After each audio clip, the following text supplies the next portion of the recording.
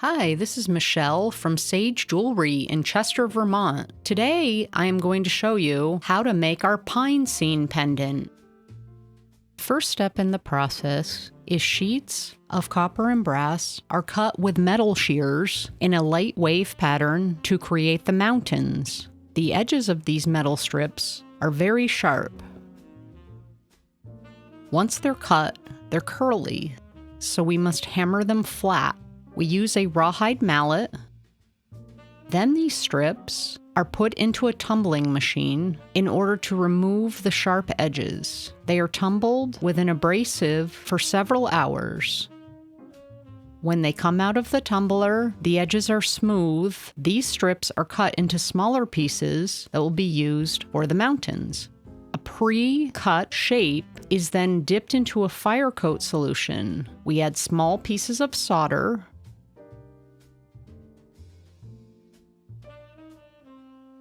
and those smaller cut copper and brass pieces are overlapped to form the mountains. These are also dipped in the fire coat solution, which helps to create less oxidation on the metal that would later have to be polished off. We light our torch and we solder the pieces down. The goal is to heat each piece evenly for the solder underneath to melt. The piece is then turned over to make sure that the mountains are soldered all the way to the edge. The piece is heated quite extensively in order for the solder to flow. It is then placed in a pickle. A pickle is an acid solution that removes some of the oxidation. Because it's an acid, we rinse thoroughly in clean water.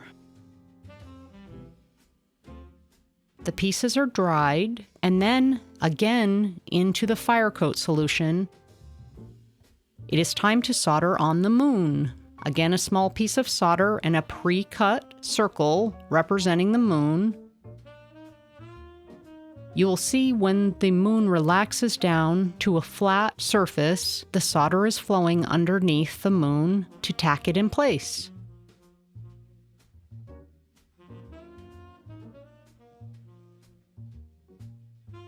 Again into the pickle and the rinse. We make these in many shapes and sizes.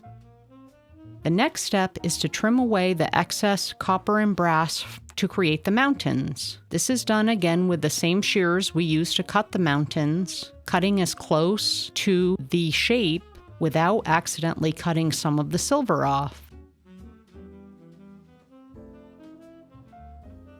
Once that is accomplished, we use a grinding wheel and grind off the excess pieces, getting a smooth finish.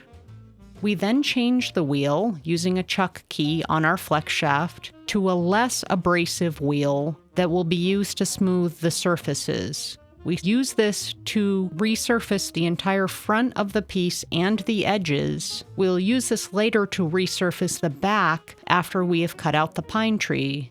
As you can see, the oxidation makes the brass piece look like copper, so we must remove this. We now use a punch to make a starting point for our drill to drill the holes that will be for the bale, which holds the chain, and the trees that we will cut out with a small saw. We will drill these next. Some of our pendants have one tree. Some may have 2, 3, or 4, depending on the size of the pre-cut piece.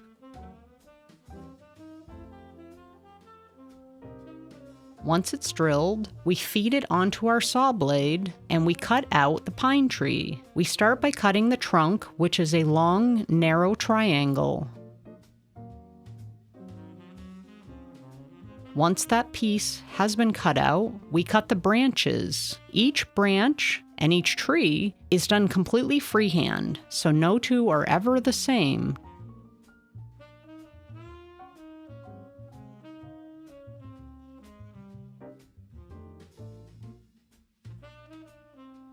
We cut each branch on each side slightly longer to create that tree shape. Then we use our wheel again to grind the back and remove any fire scale from soldering and also any metal pieces that would cause it to be uncomfortable when wearing it.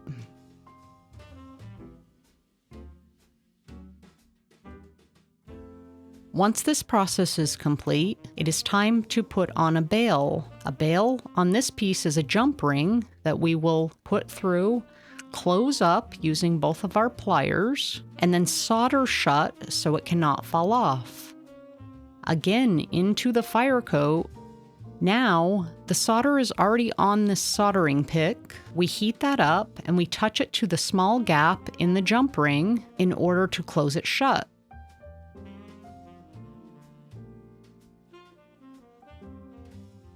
After a pickle, we're off to the polishing wheel. We polish each side thoroughly and the edges to remove any sharp bits. We use a polishing wheel to get in the spots that are difficult to reach with the larger polishing wheel. Then all of that residue must be removed into the ultrasonic cleaner with a special chemical that uses ultrasonic waves to remove any residue.